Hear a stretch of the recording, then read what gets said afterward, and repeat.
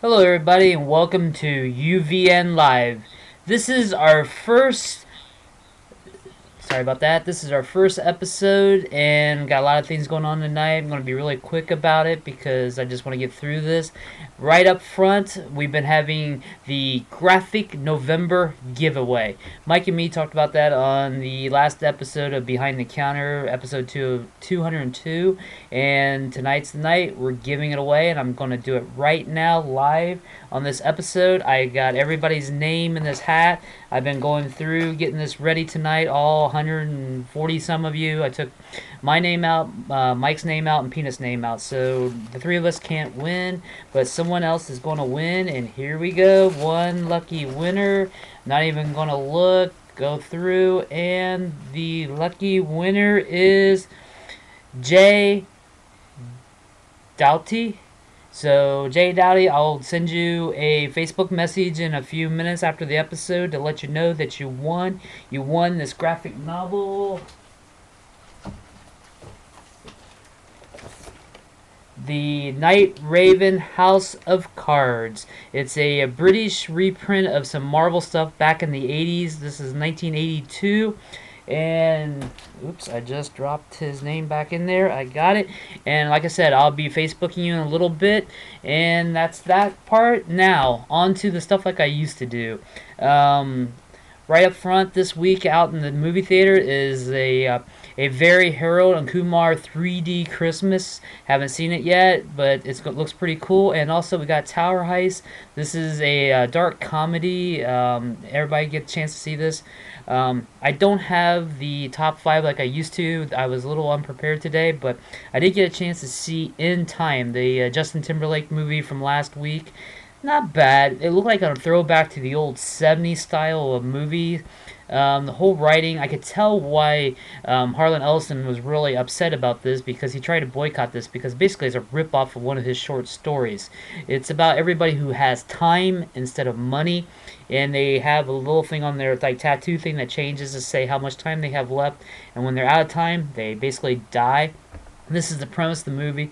Basically, there is no money, and you use this time to buy stuff and everything. So there's like a low income, high income, eat the rich, whatever. This whole attitude out of the 70s, which is basically back in swing nowadays with all this 99% crap going on in the America, all this like protest crap.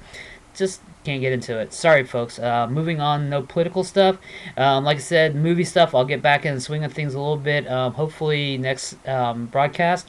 So I'm going to go swing it back to comic books. We've been doing a lot of comic reviews and stuff, and I got something to point out that I'm a little upset was Fear Itself 7.1. What a letdown, folks. Come on, you kill off somebody, keep them dead. No one stays dead in the Marvel universe. At least that's what they say. And this issue of the comic Fear Itself 7.1 definitely proves that point. I'm not going to ruin it, but that's it. I want to do a quick shout out. Cold War. This is from IDW and John Byrne. Always love John Byrne's stuff, even though everybody says everything about.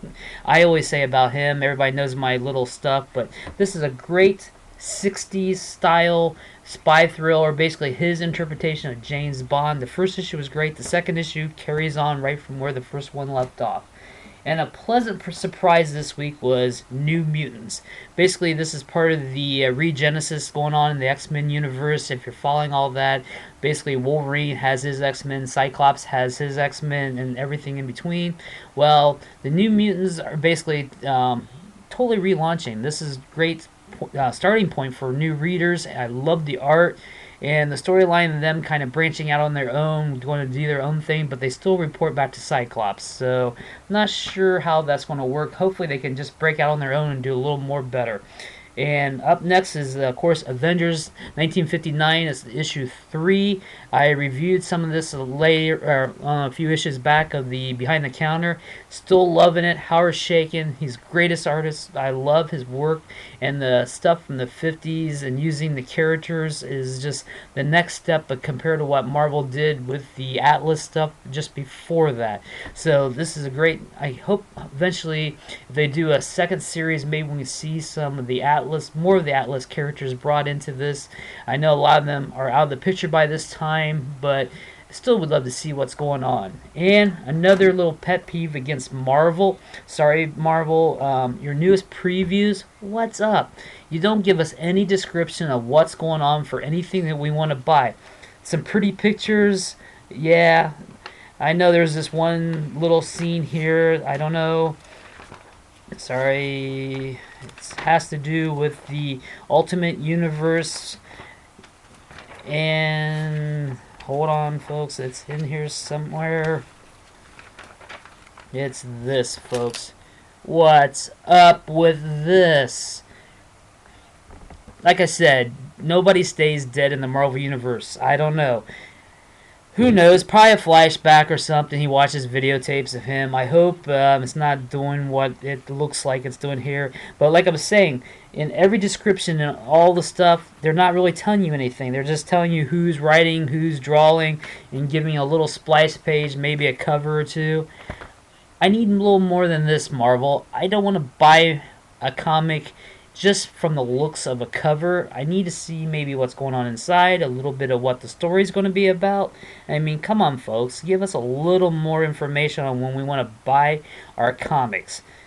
Well, that's a little quick this week. Not really organized as much as I really wanted to be. I'm still not quite in my studio. It's still a mess.